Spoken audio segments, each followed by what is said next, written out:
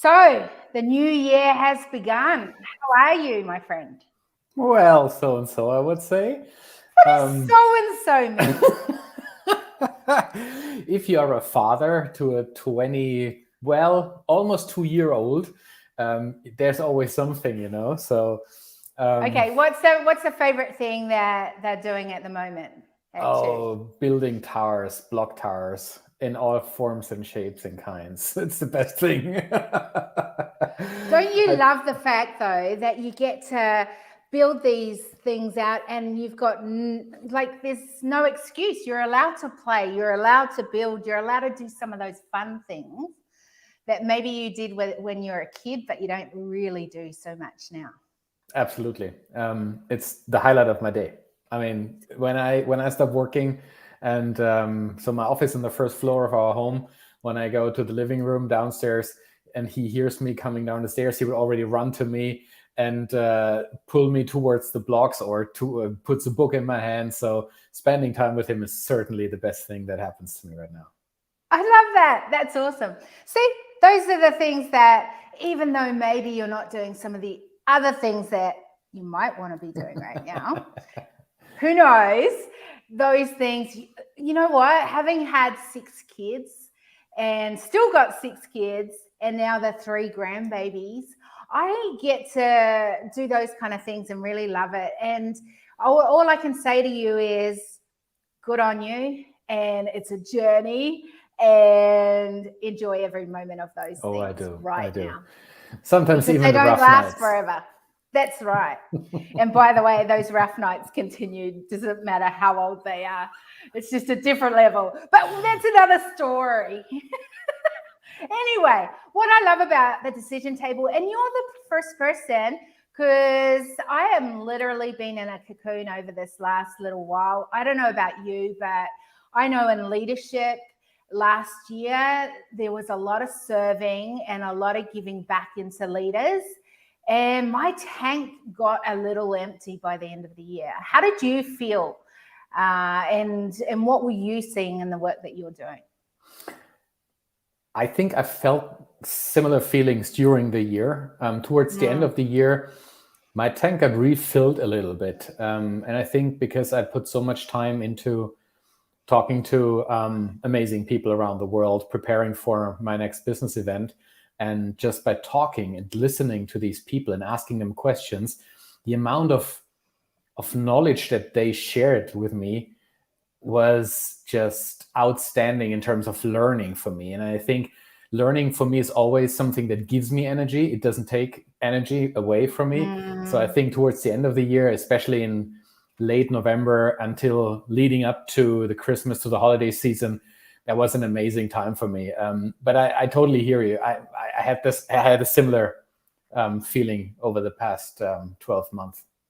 Yeah, and I think one of the things that I've taken from that learning is that we really need to expand our tank and to fill it up even more so that we have an overflow to give out from. Yeah. How do you refuel? Like, obviously, learning from others, that's one way. And I love that, by the way. It's one of my refuels, and it's something I actually really miss by the fact that I'm not traveling, was that I was able to be hanging out in amazing places with just awesome humans doing amazing things. And I have to say, being on the ground and doing it with, there's nothing, I miss that piece. Yes, I can imagine. How do you refuel? A lot of the things that help me refuel aren't possible right now, or not to the extent that I wish we don't want to hear that bit. It's about... I'm just kidding. I'm kidding. Typically, I would refuel by just talking to friends, meeting family. Yeah. Right now, this is a little tricky. First of all, they live on the other side of the Atlantic Ocean. So I live in Vancouver. They live in most of them live in Europe. I have my Canadian family here, and we enjoy every moment together. So that gives me a lot of energy. So my son's birthday is coming up, for example. So there will be a great opportunity to meet family and friends. It's February in Vancouver. It's January, sorry, and that time of the year in You've Vancouver. Moved ahead already. I'm already somewhere else. I love it's it. nasty weather-wise. So one of the things that I truly enjoy doing isn't possible right now. It is possible, but it's no fun, is riding my motorcycle. Just being out there, not on the highway or anything, just really those small, tiny roads through the woods. I ride with an open helmet, so I don't ride fast. I just smell and breathe the air and the fresh nature. And some people would be like, yeah, then take a bicycle. That's even better for you. Yeah, they are right. But that's not the fun that I grew up with. So I got to keep true to myself. I love that. And I think we do have to keep true to ourselves. And I think that is one of the things that if we're not careful in the chaos and the noise, that we actually are not staying true to ourselves. And we need to keep asking our questions, these questions of what does refuel me? What helps me to keep filling that tank? And I think that that's one thing that I'm saying to a lot of leaders even right now is, hey, how are you filling that tank? What does it do? Is it reading a book? Is it taking, and it doesn't need to take a long time, by the way. It might be just getting on that bike and going for a 30-minute ride. But that 30 Honestly minutes. speaking, it's not that much more. All I can do is maybe an hour, but that's already so fulfilling. And it just pulls me out of everything else, because when you're on the bike, you need to be on the bike. You can't think of other things. You need to be aware of what's happening in front of you, for example. Okay, so on the back end of that, you get out on the bike, you breathe in that fresh air, you feel good.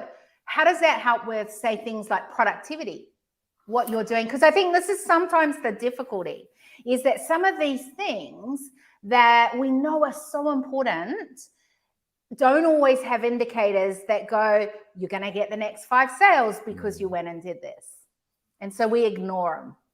I know that without taking those breaks, and I've been there often enough, my productivity just goes down the drain during the day. It's just too much. So I need those breaks, and I consciously build them into my day. I used to get up very late, so pre having a family, and I used to work a lot, and I used to work late. So 12, 14-hour days, no problem at all. And when everyone else would get tired, I would start like getting my second energy booster and go until 10 p.m. or so. But this is something that I don't do anymore. And I realized that it's actually really good for me, because productivity has 2 sides for me. On the one side of that coin, productivity is a positive thing. You get a lot of work done. Important work, urgent work, you get it done. And the other side of that coin is just being stupid productive, stupid busy, which is often what I found myself in, like tweaking just a tiny little comma in a text that I wrote for the 3rd time, and overthinking it. And I got rid of that, let's say, stupid busy, and taking those breaks consciously, getting out there, having a break, even getting on a treadmill for half an hour, just switching off, helps me to refocus and to ask myself, is that really important? Is that really the best use of my time? So intentional breaks are something that I never did, which I always kind of even ridiculed at some point in my life. But I realized that I'm not getting younger in a way that I don't have that energy that I used to have as a 25-year-old, just because I was young. I need to maintain my energy. At 26, it's not quite the same, isn't that exactly. right? So I need to maintain my energy levels, and those breaks, they help me. Yeah.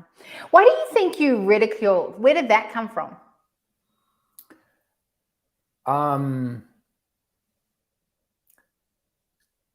I believe that when I was younger, I didn't realize, of course, what I didn't know. So judging based on my knowledge and based on my, let's say, own energy levels, which were extremely high at that time, I was very, very active, very sporty. So I was always pumped the whole day. I listened and still do a lot of music. So I always fired myself up in the morning and kept going just because I could. And it went to a degree that at some point in my life, I even realized that I kind of ridiculed the priorities that people made in their lives, spending more time with family and friends than I did, pursuing a time intense hobby, for example, which I didn't. And all these things, they came from a place of just having a closed mindset and not trying to understand what might be important to other people. I mean, fast forward 20 years, we are where we are right now. Obviously, I take a look at life differently, just based on where I am right now, but also based on having been curious and having tried to be a learner over the past 10, 15 years and trying to understand better what's on the other side of the table, understanding based on curiosity, what drives people, what makes them decide the way they decide in certain situations. Isn't it interesting, because you've chosen to do it in a different way and go, even though that was kind of the way that I grew up, what I knew at that time in life, now that you know differently, you're choosing to do something different. And it becomes other people's priorities become yours to be curious about. Where was that transition? What happened for you to be able to get to that moment? Because here's the thing, there's a lot of us that know there's problems. There's a lot of us that know we want solutions. But actually moving from problem to solution and narrowing that gap is not always done, as we know, and it's not an easy journey, as we know as well. So why did you choose not to let that define the direction in which you are today, what you do, and where you go in life? I believe part of it wasn't even a conscious decision. It's just growing up and learning as you go and realizing that your own priorities might shift in life. And then asking yourself, interesting, I never thought that would be a priority in my life at some point in time, but it is. So, and another part was a conscious decision, and it was often triggered by feedback from coworkers, from my boss, from people around me that I cared about and their opinion. So when I heard patterns over a period of several years that make me feel like, I should better listen to those people. There is something in there for me. There is learning in it for me. I just need to make space to explore it. That became and that circles back to the beginning of our conversation, that became a source of inspiration, a source of energy for me. I realized that there's this whole other Alex inside me, that I have kind of a huge reservoir of energy that I can tap into, but I need to allow myself to go in that direction and to let go of that, let's say, some limiting beliefs and some limiting mindsets. Interesting. And would you say that if you'd kept going down the other pathway, that you wouldn't have, bring the impact that you're bringing today? Oh, and for sure not. Because there's a curiosity that this has disrupted a pattern, and now you're doing things that definitely wouldn't have happened if you'd remained there. I mean, that's 100% clear. Yes, I might have touched on that type of personality that I am today, like accidentally. I might have stumbled across that at some later point in time. But I believe everything takes time. Good things just take time. And I know that the type of work that I would be doing, had I not opened those doors back then, would probably be different. Isn't it interesting though? Because we're often, and especially in today's world, I talk a lot about the old approach and new approach. And I think that part of the new approach is this curiosity, for us to be curious, for us to be curious to ask questions, different questions, to have different people at the table. And yet there's quite a lot of pushback to a new approach because we're so used to doing it the same way, looking the same at the table, and producing, what everyone else is doing. And yet this is not necessarily bringing the solutions we're wanting across the globe. Where does this curiosity come into play in your workplace? For me personally, this is a conscious decision about the type of mindset that I want to be working in my brain while I work. So I just finished writing a piece on mindsetting, and it has 4 key components. If I'm able to put myself into a mindset of speed over perfection, of abundance over scarcity, of growth over fixed mindset, of I call it the joy of missing out over the fear of missing out. If I get that into my system in the morning when I start working, I can just produce so much better output. It doesn't matter what it is in the end, whether it's writing an article, whether it's creating a new product for clients, whether it's just conversations that I have with people. It's totally different if I allow myself to be in that mental space rather than in a space where I used to be, where I saw resources as something finite, where I saw success as something finite. If another person has success, there is not enough left for me. If I allow myself not to have these thoughts and rather focus on the next logic step and how can I include people, what do I not know, when I ask these types of questions, it just flows towards me rather than pushing it away from me.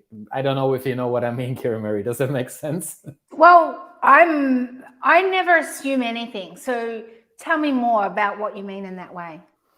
So when your initial question was, if I understood that correctly, is how does that help me in my workspace today? Or you see it in the workplace. By the way, I forgot to say to you, but I really want to make it really clear that when I ask a question, I'm not expecting any certain answer. I'm asking because I'm curious. I want to know what that means for you. So, there is no right or wrong. And that is the space that the decision table is really created for, is for us to be asking these questions. Because here's the thing, if you and I are asking these questions with each other, there's probably someone else out there asking that question. So tell me more about the flow and what you were talking about there. So I see this type of mindset as kind of the fuel for what I do. Whenever I help a client, whenever I create something, I ask myself what would be helpful for me at this point in time. What do I need in terms of resources, in terms of space around me? Do I stay at my desk, or do I just change position, change the setting in which I work? And sometimes it's very small and simple things, and other times I realize that I'm just not in the right space, or that I need someone to work with me on this topic. I work a lot alone. Like physically speaking, I always work alone. I sit in my office, but most of the time I am on a meeting with someone somewhere in the world. And this co-creation process is so extremely important for me because I do not have the right answers for everything. I sometimes have a good question that might trigger a good answer. I never would have thought of that of you, Alex. I thought you would know everything. I mean, you can assume that a guy like me with 20 years of experience in a certain field has an idea about the things that they talk about. And I would consider myself a fairly proficient expert in what I do. But the thing is, the more I dig into a topic, the more I realize how much I don't know. And I think we've all experienced that. When we are young, we have little knowledge and we believe we know the things. Yes. The older we grow, the more we learn, the more we realize that, well, there is even more knowledge out there that we don't have access to right now, that we have not kind of put into our system yet. Let me put it that way. So when I co-create with other people, the sum is always more than just adding 2 pieces. The result is more than the sum of those single pieces. I love that. And this is when you talk about new system, what I understand is exactly that, this co-creation process, this curiosity exploration, something that you do because you don't know. You don't do something because you know. everyone can do that. And a lot of people do that. And it's what happens in so many boardrooms, that people sit together and the one with the loudest voice wins, or the people with the most seniority wins the argument.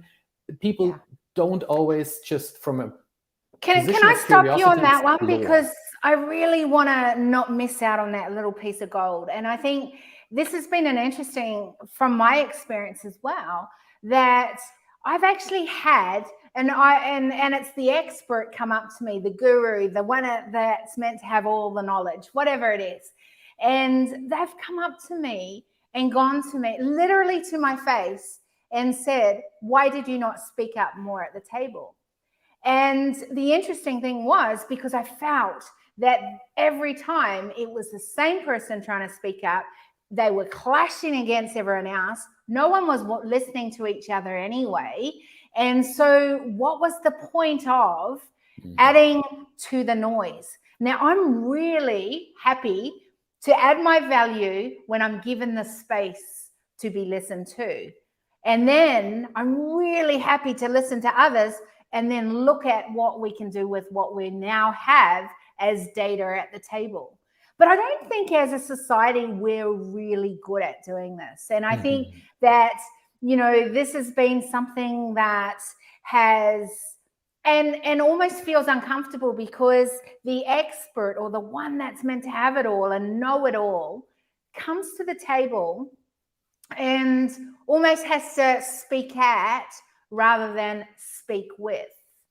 And I think that that's interesting. I want to just go to the comments. There's a question in there from Jason, and he said, what happens when you ask questions to experts, people with loads of experience? And I think that this is what I'm trying to say, is that as long as we answer to what that expert is expecting us to answer to that question, or wanting us to be saying, or why they're asking that question, then we have a voice at that table. But sometimes when we're actually being curious, inquiring, maybe thinking, what is it they're actually trying to say behind that maybe I don't understand yet, but I'd love to know more?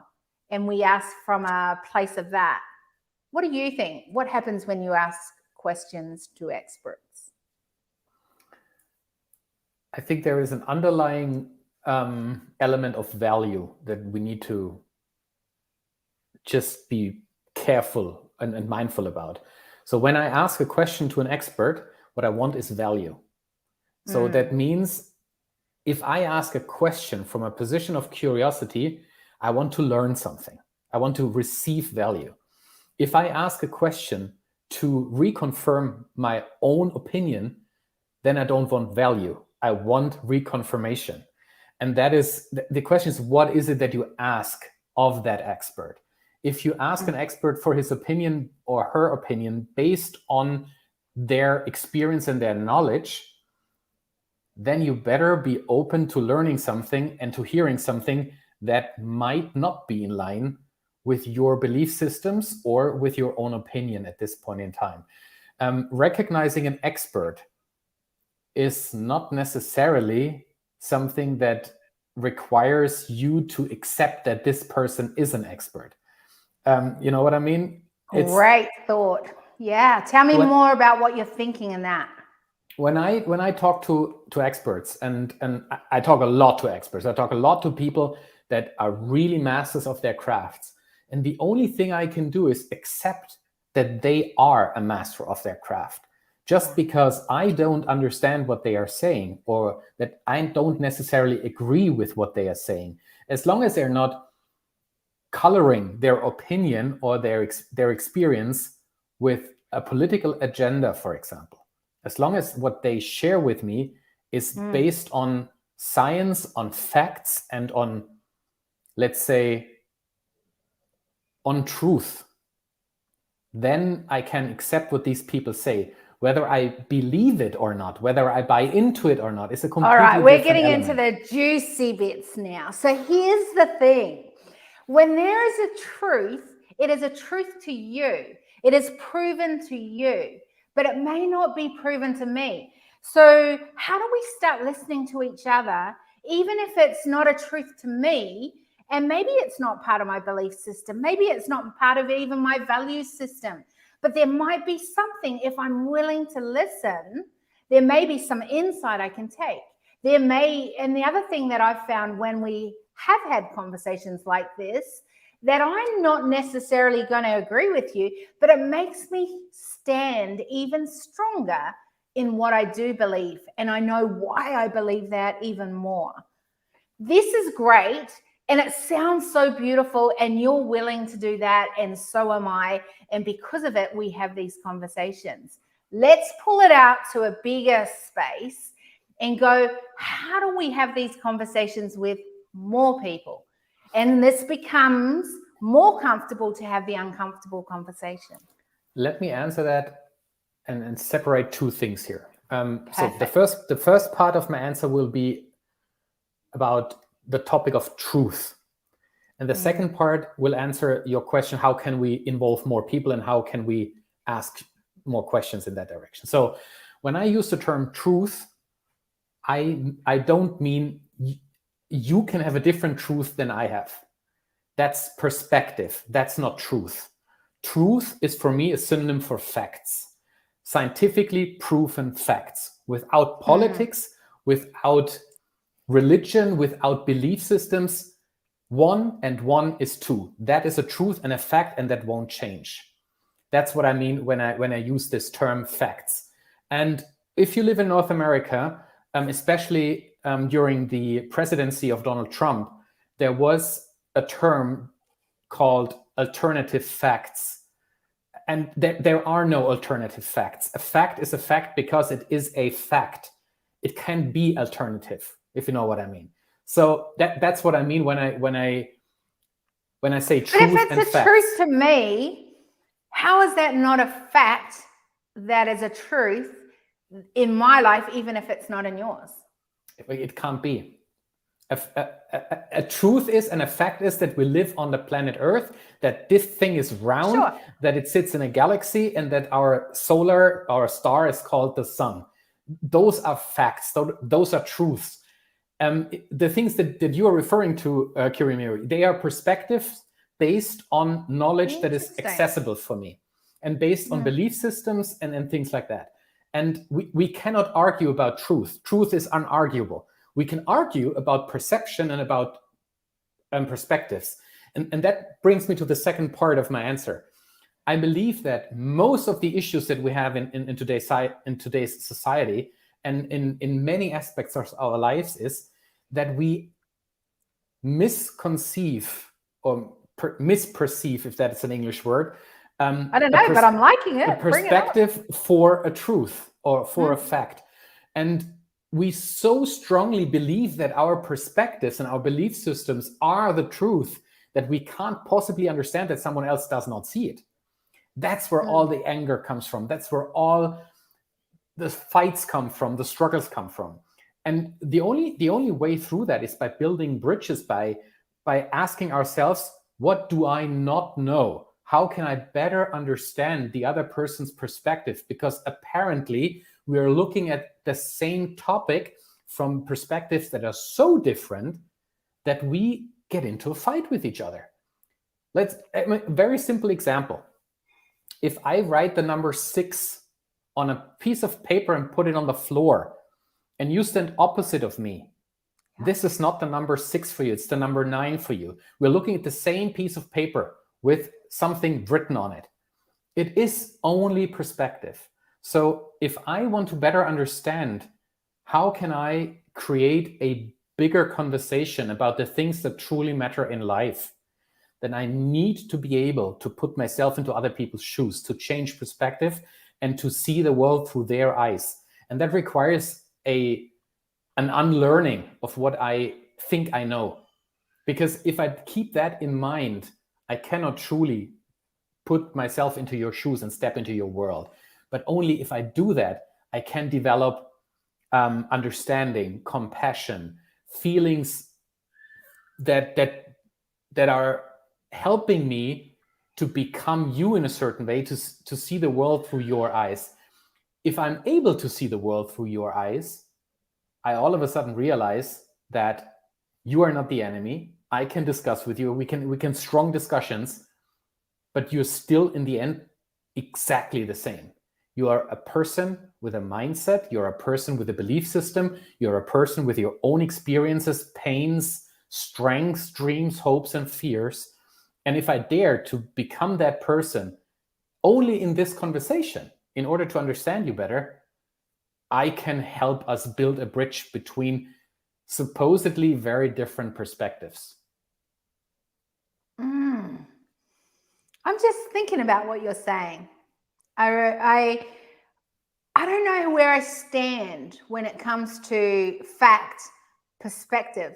By the way, I've not looked at it in this way, so hence the moment to think about it before I speak.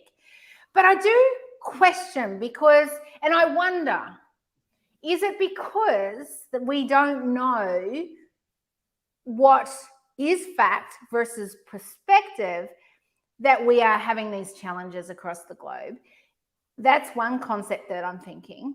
But then I also go in, when does it become not just a perspective, but I know that this is a fact if you do it. If we go back to a really, tangible concept, which we talked about earlier, which was productivity.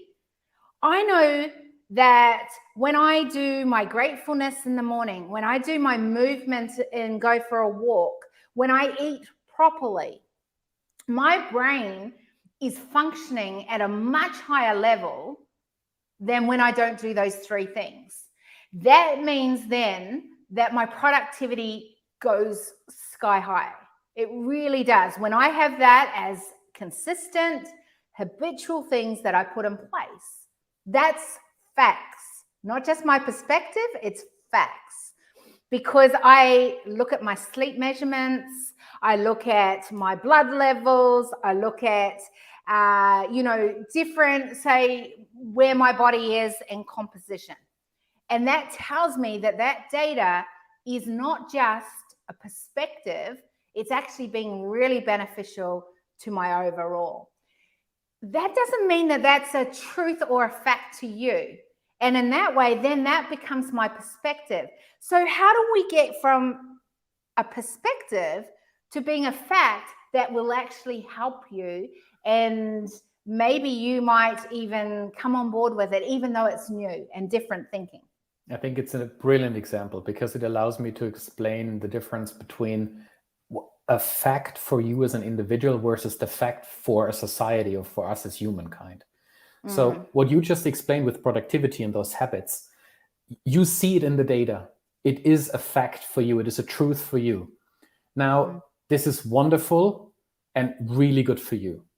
If you would now stand up and say, I found the secret to productivity increase, you just do this, this, and this, those three things, and they will for sure, proven fact, help you, everyone on this planet, to get higher productivity, I would be like, I'm not sure about that, but I would give it a try. So I give it a try. I realize it's not working, not for me. That's totally fine. It will still be true for you. It is just not true for me. So it's not a universal truth. It's an individual truth. A universal truth would be the sun comes up in the morning, unless you live in the northern hemisphere and it's winter. And then it doesn't. And then it doesn't. So it's. I believe that we can always find people that try to sell us on individual facts, on their perspectives, as truth, as universal truth. And this is where things become dangerous, because they only look at their corner of the sandbox and think they have seen the world, they understand everything, and they stop learning, they stop exploring, they're not curious anymore. They believe what they see, and then they try to impose it on everyone else. And this is where shit happens. If people try to impose their thinking on everybody else, then we get into trouble. Let me put it that way. 100% agree on that. Yeah.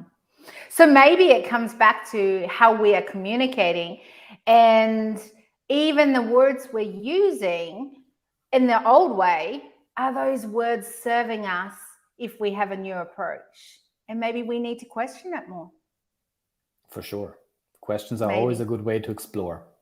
And that, again, goes back to curiosity. Yeah. So here's the thing. You say you help others to have real impact. What is real impact? Impact is changing what you can change to a better place, bring it to a new state.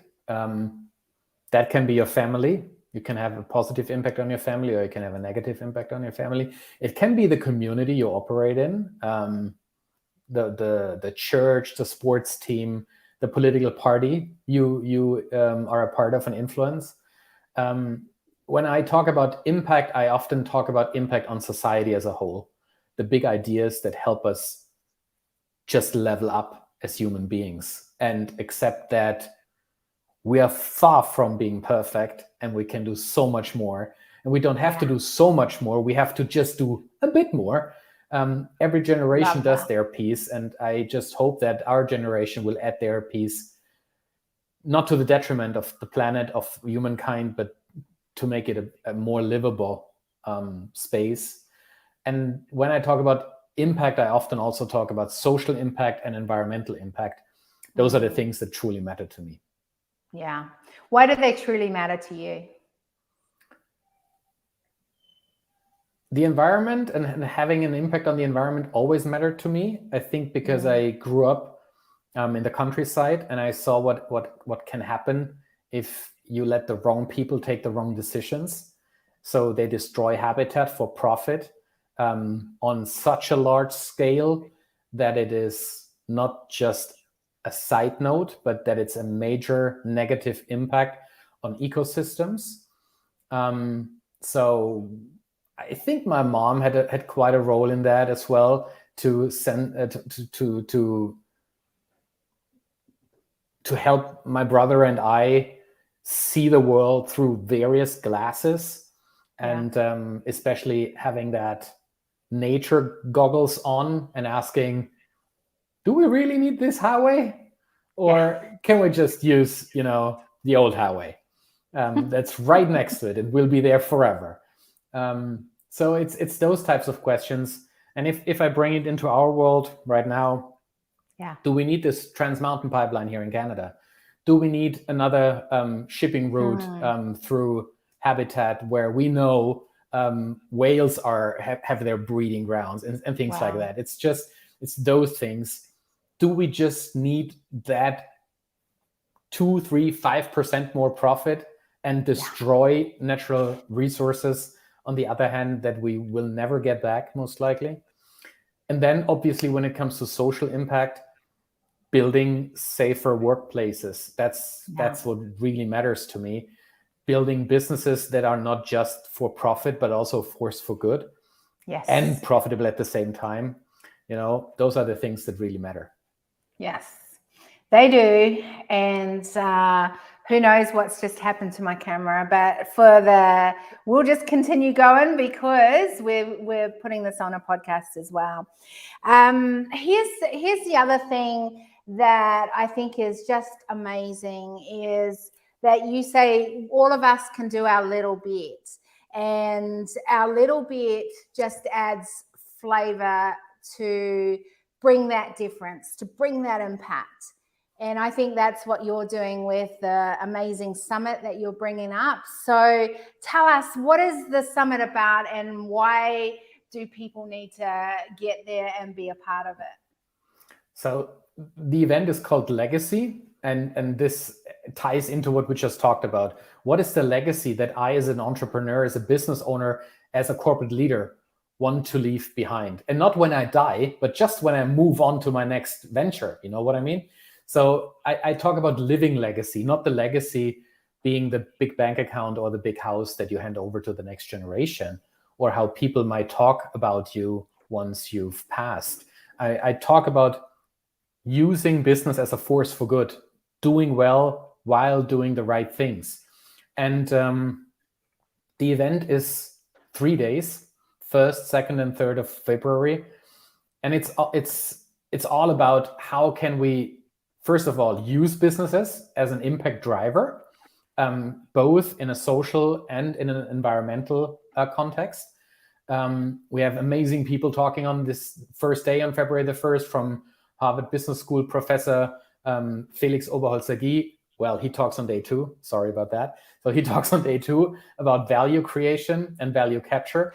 On day 1, let's stay on day 1, we talk all things using a business as a force for good. So we, for example, talk to Lasse Gustafsson, the CEO of Oceanwise. We talk about how he became an environmentalist and how he sees the next generation of environmental activists being not necessarily in the for impact space, but as he would say, they are smart enough to make money and do the right thing.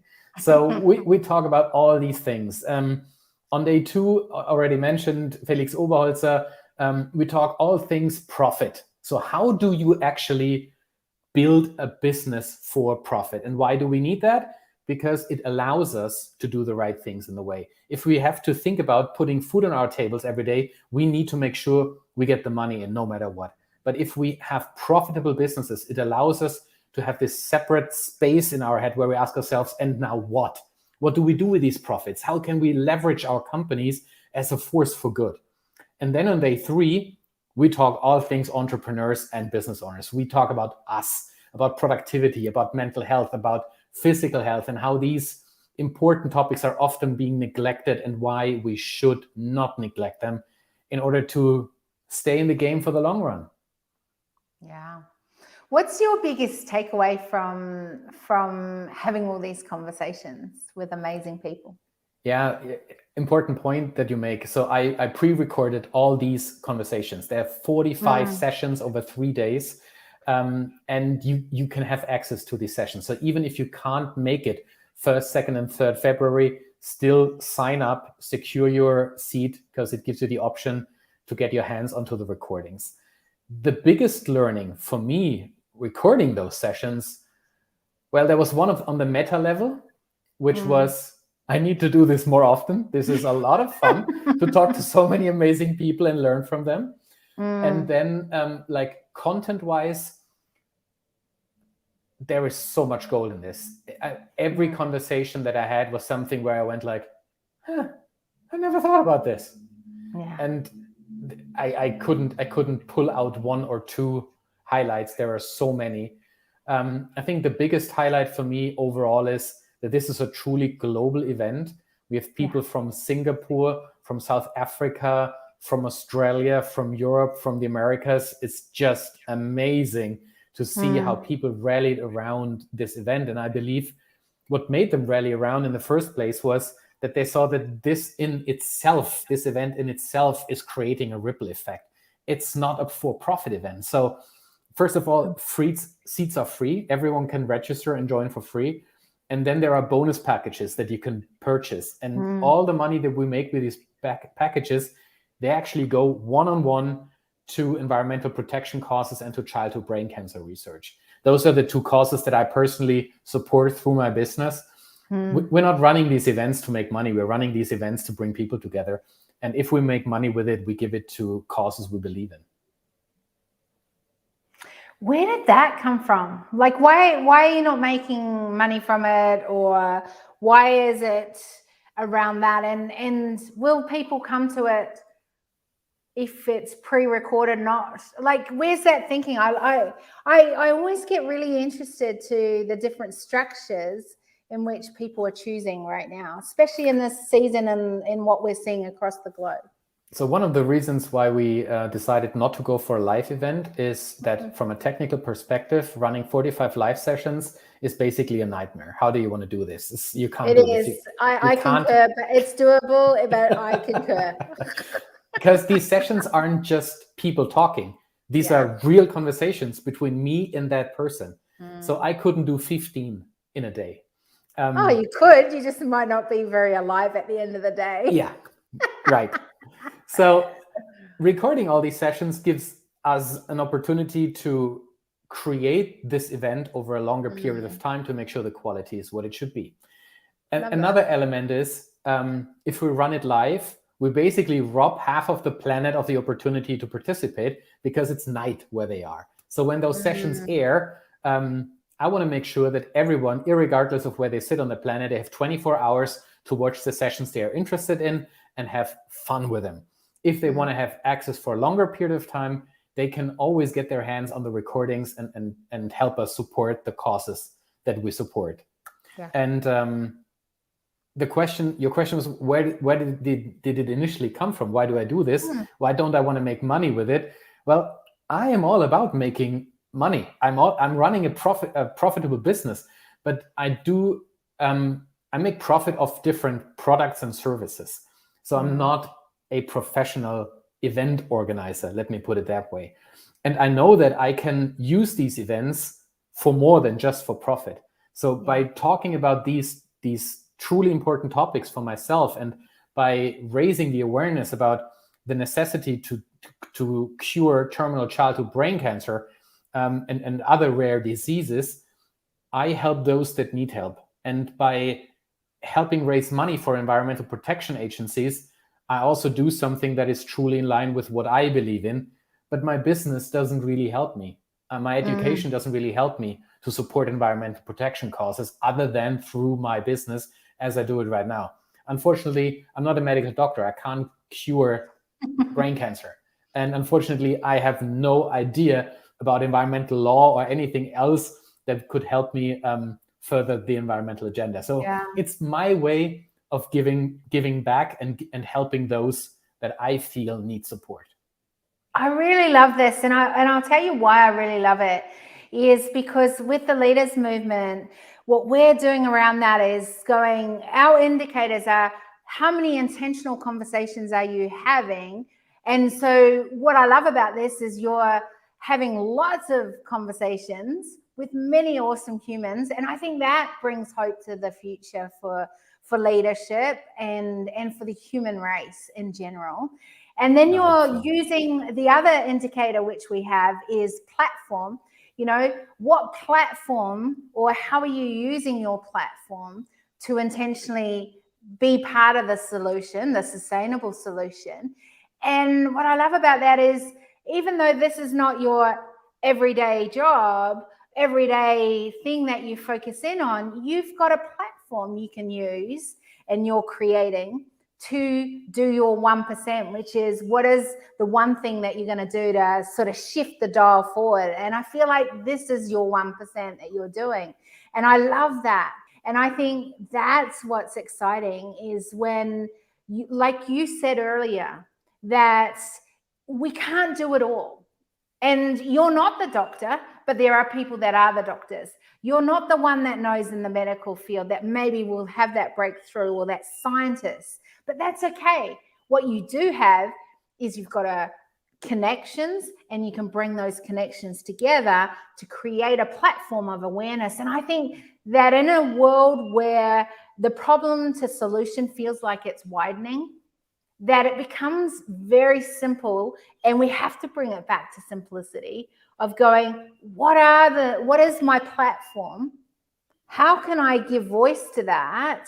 And then how am I going to have conversations that could maybe be part of that solution and own something from that to be the change and make the shifts that we're wanting to see moving forward? And I think where it becomes such a big thing, that now brings it back to a very doable thing. So kudos to you for creating this platform, to being willing to have conversations and to put this together, because I think in a world where it feels like there's a lot of noise, it's not always easy. And I know the time, because I have my own forum, the Global Human Intelligence Forum, that it takes time to put it together. It takes time to make sure that you've got the right people having the right conversations, and the platform is safe for people to be able to, take from it, own what they need to be bringing the shifts that we're wanting to see.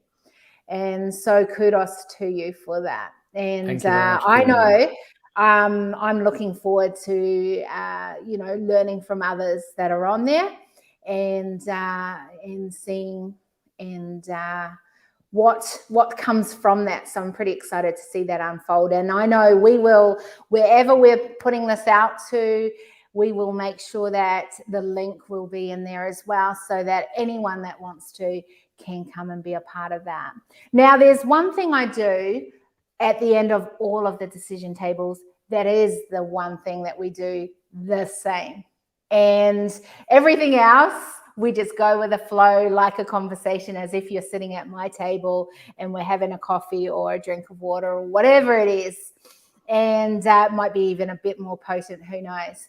And, you know, the one thing that I do ask at the end of the decision table while we're closing up is, what's one thing you're taking from our conversation today? When I first talked to you, and I want to thank you for supporting Legacy, Kiri Marie. You're one of the persons that truly stand out in their conviction and in what they put into the world. I was very glad that you became a conversation guest on the event. And when we first met, you might remember this conversation.